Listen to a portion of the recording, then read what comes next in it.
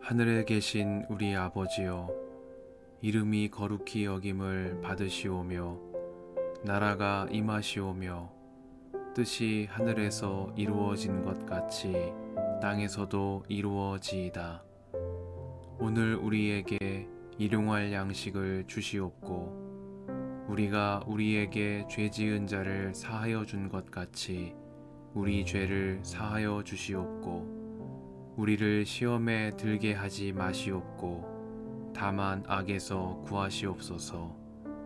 나라와 권세와 영광이 아버지께 영원히 있사옵나이다. 아멘.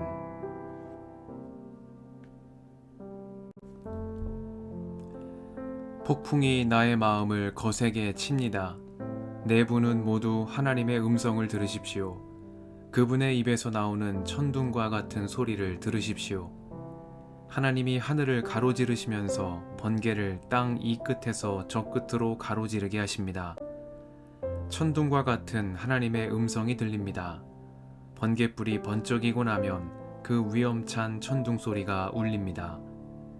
하나님이 명하시면 놀라운 일들이 벌어집니다. 도저히 이해할 수 없는 신기한 일들이 일어납니다. 눈에게 명하시면 땅에 눈이 내리고 소나기에게 명하시면 땅이 소나기로 젖습니다. 눈이나 비가 내리면 사람들은 하던 일을 멈추고 하나님이 하시는 일을 봅니다. 짐승들도 굴로 들어가서 거기에서 눈비를 피합니다. 남풍은 폭풍을 몰고 오고 북풍은 찬바람을 몰고 옵니다. 하나님이 쉬시는 숨으로 물이 얼고 넓은 바다까지도 꽁꽁 얼어버립니다. 그가 또 짙은 구름에 물기를 가득 실어서 구름 속에서 번갯불이 번쩍이게 하십니다. 구름은 하나님의 명을 따라서 뭉게뭉게 떠다니며 하나님이 명하신 모든 것을 이 땅 위에 어디에서든지 이루려고 합니다.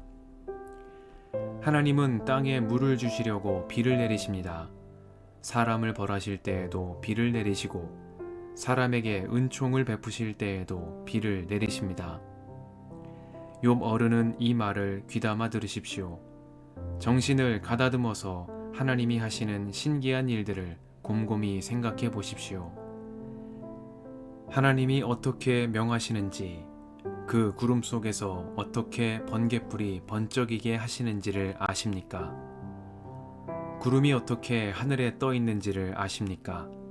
하나님의 이 놀라운 솜씨를 알기라도 하십니까? 모르실 것입니다. 뜨거운 남풍이 땅을 말릴 때에 그 더위 때문에 고통스러워하신 것이 고작일 것입니다. 어른께서 하나님을 도와서 하늘을 펴실 수 있습니까? 하늘을 번쩍이는 놋거울처럼 만드실 수 있습니까? 어디 한번 말씀하여 보십시오. 하나님께 뭐라고 말씀드려야 할지를 우리에게 가르쳐 주십시오. 우리는 무지몽매하여 하나님께 드릴 말씀이 없습니다. 내가 하고 싶은 말이라고 하여 다 할 수 있겠습니까? 어찌하여 하나님께 나를 멸하실 기회를 드린단 말입니까? 이제 하늘에서 빛나는 빛이 눈부십니다. 쳐다볼 수 없을 만큼 밝습니다. 바람이 불어서 하늘이 맑아졌습니다. 북쪽에는 금빛 찬란한 빛이 보이고 하나님의 위엄찬 영광이 우리를 두렵게 합니다. 하나님의 권능이 가장 크시니 우리가 전능하신 그분께 가까이 나아갈 수 없습니다. 사람을 대하실 때에 의롭게 대하시고 정의롭게 대하여 주십니다. 그러므로 사람이 하나님을 경외해야 하는 것은 당연합니다. 하나님은 스스로 지혜롭다고 하는 사람을 무시하십니다.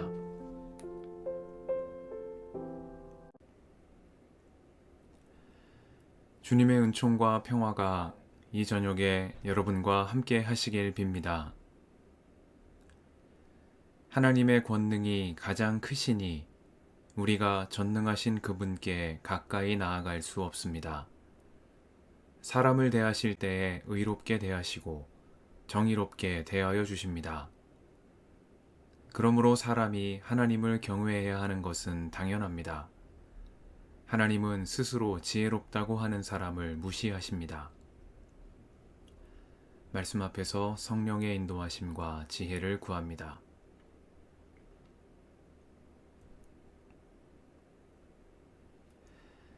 욥기 37장은 엘리후의 발언이 마무리되는 장이자 욥기의 등장인물들의 말이 끝나는 장이기도 합니다. 엘리후의 말을 끝으로 사람의 말은 끝이 나고 하나님의 말씀이 시작됩니다. 엘리후는 자연의 모습에서 하나님의 현존을 경험합니다. 천둥 소리에서 하나님의 음성을 듣고 땅에 내리는 눈과 소나기, 하늘의 바람과 구름의 움직임을 보며 하나님의 오묘하심을 생각합니다. 엘리후는 욥에게 이런 일들이 어떻게 생기는지 알 수 있느냐며 하나님이 하시는 신기한 일들을 곰곰이 생각해 보라고 말합니다. 전능하신 하나님의 무한하심과 보잘것없는 인간의 유한함이 그의 말 속에서 명확한 대조를 이루고 있습니다. 엘리후는 하나님의 권능이 가장 크시니 우리가 전능하신 그분께 가까이 나아갈 수 없다고 말합니다. 그분은 사람을 공평과 정의로 대하시는 분입니다. 엘리후는 그러므로 사람이 하나님을 경외하는 것은 당연하다 이야기합니다. 그분 앞에서는 누구도 스스로 지혜롭다 말할 수 없으며 하나님은 오히려 스스로 지혜롭다고 하는 사람을 무시하시는 분입니다. 욥을 두고 하는 말이겠습니다. 총명함이 돋보이는 젊은 변론가답게 엘리후의 말은 마지막까지 빈틈이 없습니다. 많은 욥기 주석가들이 엘리후의 발언을 두고 뒤이어 등장하는 하나님의 말씀을 예비하는 성격을 지닌다고 평가하는 이유이겠습니다.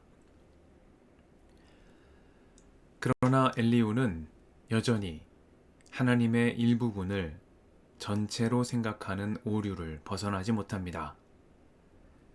하나님이 하시는 신기한 일들, 공평과 정의를 대하시는 그분의 모습이 엘리후에게는 오히려 하나님께로 나아갈 수 없는 이유가 됩니다.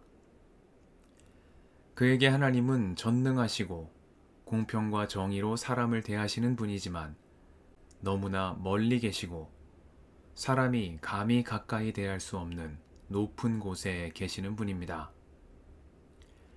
그러나 그의 이러한 하나님 이해는 성경이 우리에게 보여주는 하나님의 일면에 지나지 않습니다. 주님은 높이 계시지만 가장 낮은 고난의 자리에 함께 계시는 임마누엘의 하나님이십니다. 그분은 전능하시지만 약한 자들을 도우시는 분입니다. 주님은 당신 백성의 문제를 일거에 해결해 주시기도 하지만 당신의 자녀된 백성이 스스로 고난을 딛고 성숙한 자유의 주체로 일어서도록 도와주시는 분이기도 합니다. 저 멀리 높은 데에서 우리를 심판자로 지켜보시기만 하는 분이 아니라 우리를 도우시는 주님이십니다. 신약성경 히브리서의 저자는 우리가 하나님 앞으로 담대히 나아갈 수 있는 이유가 있다고 말합니다. 우리의 대제사장이신 예수 그리스도가 계시기 때문입니다. 그러나 우리에게는 하늘에 올라가신 위대한 대제사장이신 하나님의 아들 예수가 계십니다. 그러므로 우리는 담대하게 은혜의 보좌로 나아갑시다. 그리하여 우리가 자비를 받고 은혜를 입어서 제때 주시는 도움을 받도록 합시다. 엘리후의 말처럼 하나님은 전능하시고 사람을 공평과 정의로 대하시는 분이시기에 그분 앞에서는 누구도 스스로 지혜롭다 말할 수 없을 것입니다. 하나님의 눈으로 본다면 죄 없는 인생이 없고 어리석지 않은 사람이 없을 것입니다. 그러나 그럼에도 불구하고 우리는 주님의 보좌 앞으로 담대히 나아갈 수 있습니다.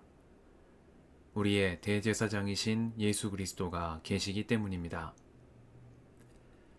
인간의 약함과 어리석음에도 불구하고 우리는 예수님의 십자가 보혈의 공로를 의지하여 담대히 은혜의 보좌로 나아갑니다. 지나간 삶의 그림자에 얽매이지 않고 성령의 인도하심을 따라 은혜의 보좌 앞으로 나아가는 이 저녁이 되기를 소망합니다. 함께 기도하시겠습니다.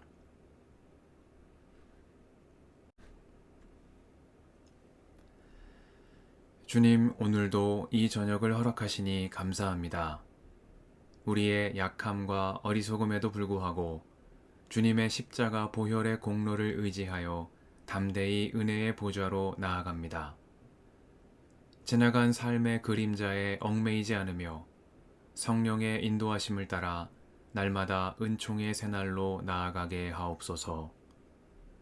우리의 길과 진리와 생명이신 예수님의 이름으로 기도드립니다. 아멘.